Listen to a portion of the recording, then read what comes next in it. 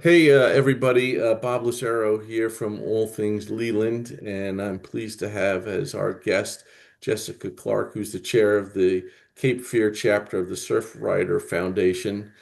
I was going to say that people have moved here in Southeastern North Carolina for different reasons, job, retirement, want to be closer to the ocean. And one of the things that Jessica's group does is work to keep our oceans and waterways clean. So with that, Jessica, thanks for joining us. Awesome. Yeah, thank you for having me. Definitely really appreciate the opportunity. You're Um, welcome. You're welcome. oh, And so I'll let you present your slides, and at the end we will work on some Q&A. wonderful. That sounds great. All right, so going right into it. So the Surfrider Foundation is a nationwide organization that was started in the 1980s. And basically, it was a group of surfers who, are passionate about the different environmental threats that, affect our oceans and our beaches. And, this group of guys got together and decided they want to take actionable steps to do something about the concerns that they had. Um, and at the end of the day, it resulted in the birth of the Surfrider Foundation. The way that the chapters work is that we are all volunteer-based chapter members, and there are different regional chapters throughout the U.S. In the Southeast region, there are many of them. Our friends down at OBX further south, and our friends up north at Bogue Banks. They kind of cover those areas, and we cover the Cape Fear general region. So that goes all the way down towards, Fort Fisher and all the way up towards Surf City-ish in that area. And we cover all that space with our different initiatives and actions there. Our mission for the Surfrider Foundation as a whole, not just our chapter, is that we're dedicated to the protection and enjoyment of the world's ocean, waves, and beaches for all people through a powerful activist network. And like I said, even as the chair of our chapter, we are all just a group of passionate volunteers with other jobs and other things, but we all kind of band together to, really do what we can to make an impact on our local oceans and beaches. And the way that looks for us that I'm really proud of is this is a great environmental nonprofit that you can really get physically involved in versus, monetary donations and things like that are obviously wonderful, and different signs of support are wonderful ways to, bring in different nonprofits into the fold. But for us, we have so many actionable things for our local residents and the Cape Fear region to do that make things so much fun, and you really get to get your hands dirty or just seeing the impact of all the work that we do head on, which is wonderful. I know Um, we'll be talking about volunteering, but I mean, how many folks help you over the course of the year and keeping our beaches clean, etc.? That's a great question. It definitely depends. I think right now we have a pretty active, about 2,000-ish total volunteers. Wow. In terms of our core volunteers, it's obviously a little bit smaller, the ones who come to every cleanup and every event. I'd say the biggest event that we do that gets the most volunteers is our dune restoration, which I'll talk about in some later Okay. slides, for our Christmas tree planting around the beach of Carolina Beach to prevent erosion. Okay. And with that, we usually get, 100 or more people Okay. all lugging trees down the beach, Hmm. which is wonderful. So it's a That's really great. awesome group. And our board is comprised of about 15, 16 people as Okay. well. Different things that we fight for. So Surfrider Foundation as a whole, HQ has some core pillars: plastic reduction, ocean protection, beach access, coast and climate, and clean water. And we'll be able to go into in some further slides the details of for the Cape Fear chapter, how we interact with those different tenets. I think the core of what we do mostly right now is we do a ton of water quality testing, which I'll talk about. We advocate for fair and equitable beach access and making sure everyone feels welcome at our beaches. And then just in general, policy support with plastic reduction and things like that. Mhm. So moving right along to some of our named core initiatives, I'd say the initiatives that like I said, we spend the most time and energy on and we're the most successful in, probably our Blue Water Task Force, our ocean-friendly restaurants and establishments, And then, the different continuing efforts we have to build our ocean-friendly gardens. With ocean-friendly gardens, for those who are not aware, are community garden spaces that are, cultivated in a very specific way. Typically, it's schools and other public areas, and we're actively looking for new schools and areas to host more ocean-friendly gardens.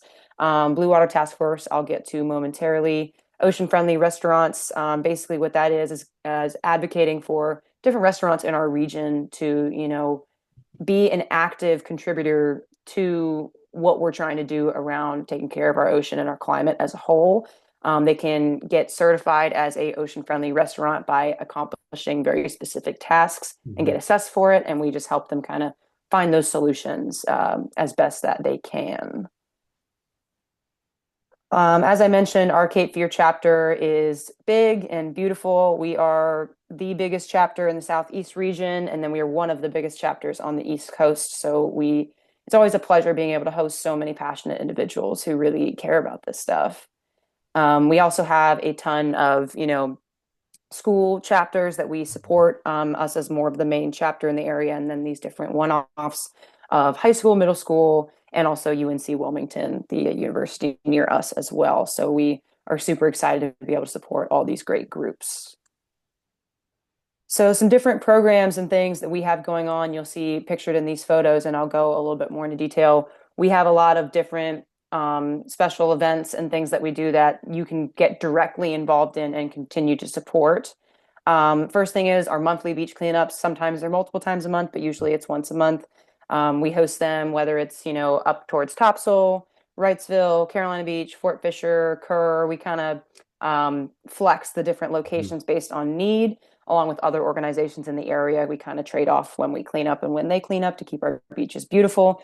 When you move here, you will notice a noticeable difference with our water and how blue it is and how trash free our beaches are, which is a testament to our community, but also to the work that we and other organizations do to keep them clean.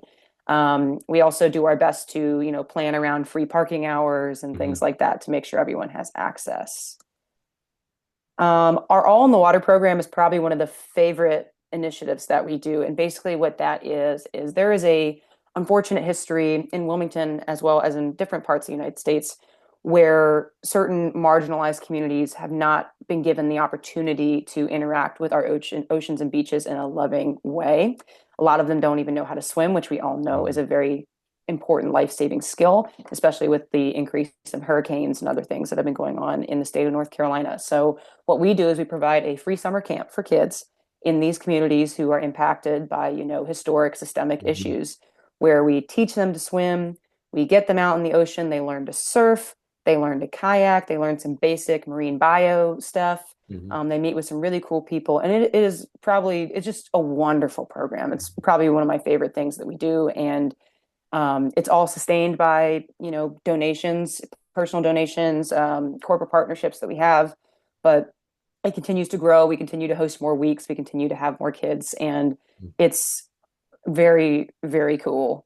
I won't I was play going to this. ask you how many students, Jessica? I think we can get up to 12 or 15 per Okay. session, and we usually get pretty close to filling every time. And as we expand the dates and expand the availability, it continues to grow. I think one of our big things we're hoping to do in the next year is to also provide transportation. And I think that's a huge barrier for a lot of these kids if they have working families where, if a camp starts at 9, but your parents' shift starts at 8, Mhm. how are they getting to these things? So I think that will alleviate a ton of barriers if we can get that going either this year or some other time moving forward. I won't play that video because it's a little bit too long. Let's see if I can skip it.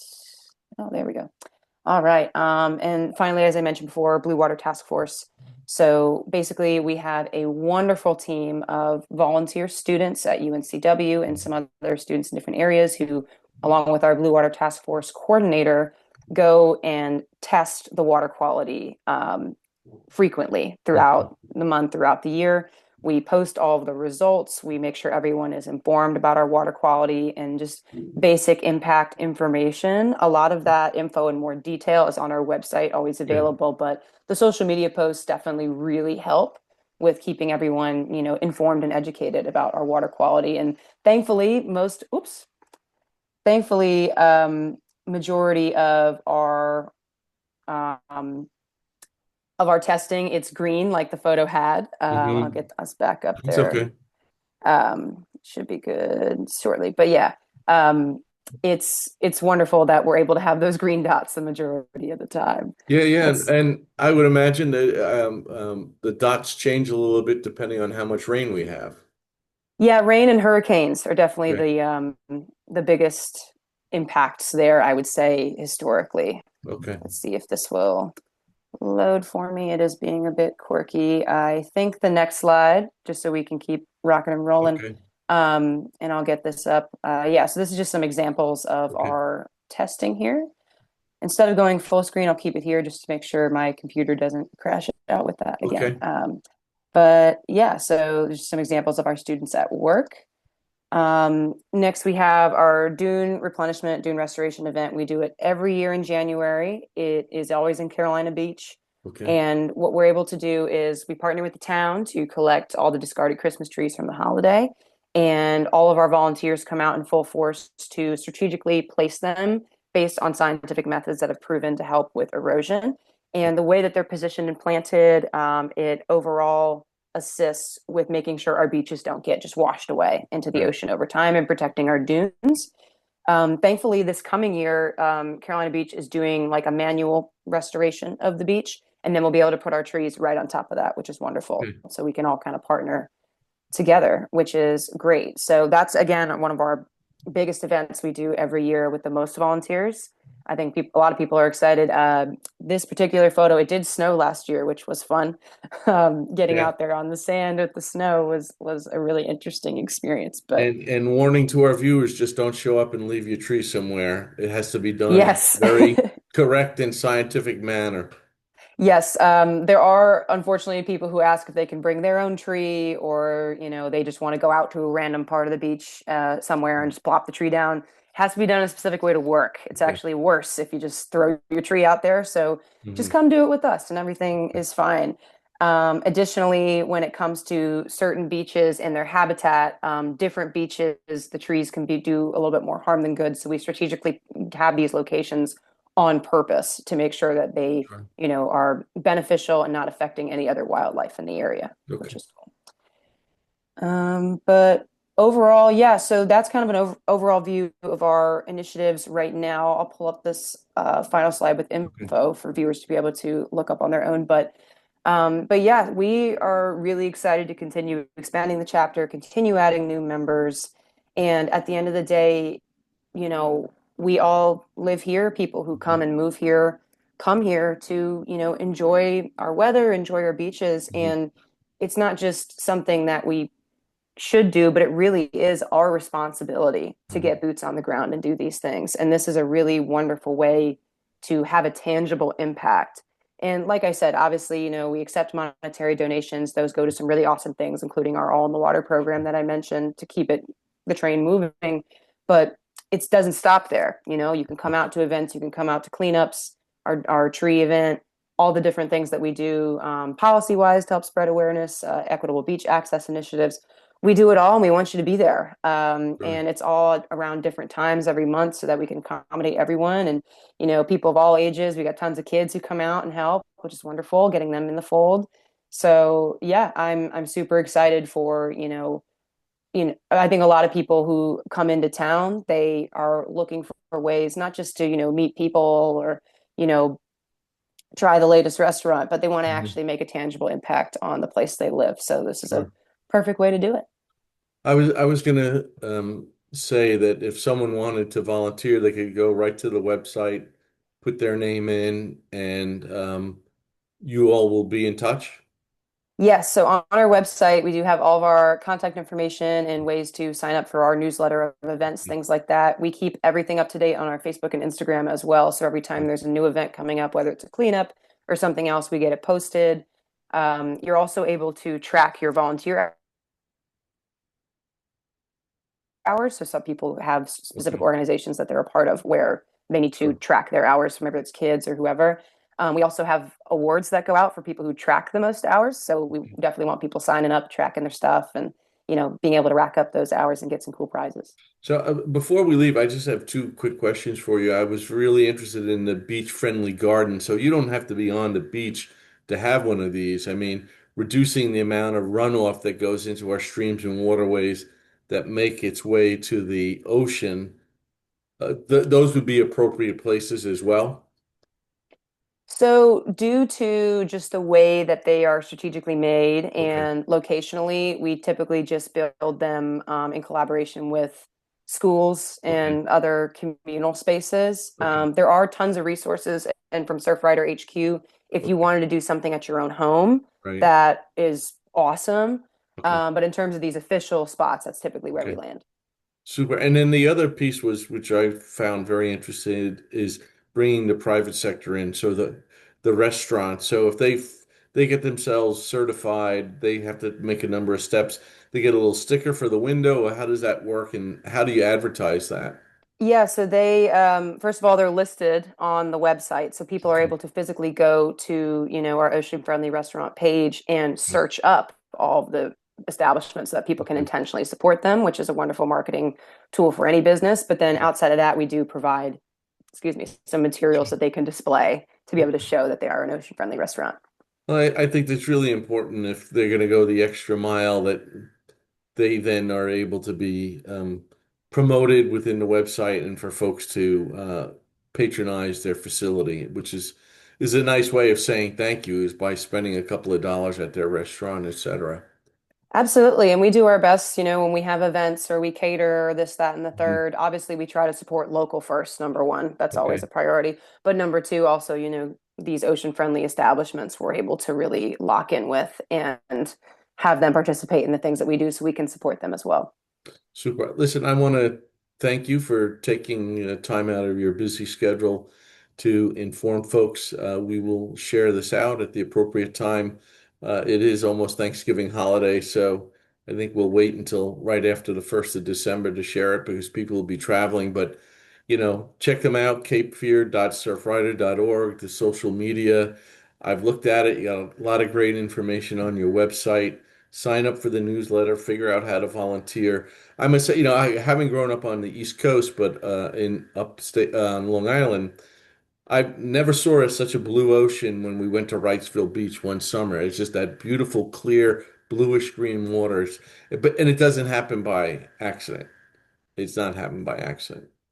100%. No, I appreciate you taking the time for me to be able to share this awesome information with some Welcome. newcomers to the area. And yeah, it's all a collective effort. Drop in the water still expands within the ocean. So Sure.